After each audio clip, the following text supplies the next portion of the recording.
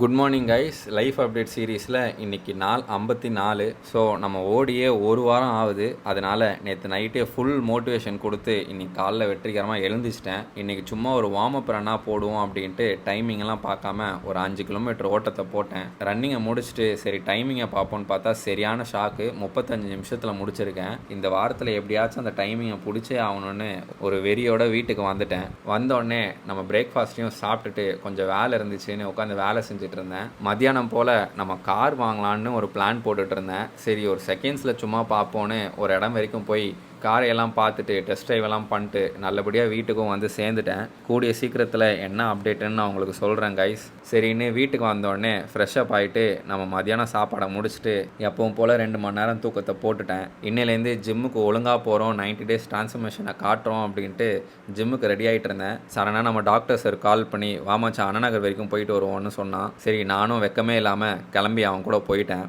அப்புறம் என்ன, அண்ணநகருக்கு போட்ட பிளானை நேராக ஆழ்வார்பேட் போயிட்டு ஒரு மைலோ ஷேக்கு குடிச்சிட்டு அப்புறம் நைட்டு டின்னருக்கு திருப்பி அண்ணநகரே வந்துட்டோம். நல்லபடியாக டின்னரையும் முடிச்சுட்டு சடனாக ஒரு பிளானு என்னென்னா, ஸ்பைடர்மேன் படம் வந்திருந்தது. நைட் ஷோ எங்கேயாச்சும் கிடைக்குதான்னு பார்த்துட்டு இருந்தோம். எங்கள் லெக்கா என்னன்னு தெரில, எங்களுக்குன்னே ஒரு 4 டிக்கெட் இருந்தது. சரி போடுறா டிக்கெட்டை அப்படின்னு டிக்கெட்டை போட்டு கிளம்பிட்டோம் படம் பார்க்க. நல்லபடியாக படத்தையும் முடிச்சுட்டு சேஃபாக வீட்டுக்கு வந்து சேர்ந்துட்டேன். அதனால் இன்றைக்கி லைஃப் அப்டேட் சீரீஸ் முடிஞ்சுது. உங்களை எல்லாரையும் நாளைக்கு இன்னொரு லைஃப் அப்டேட் சீரீஸில் சந்திக்கிறேன்.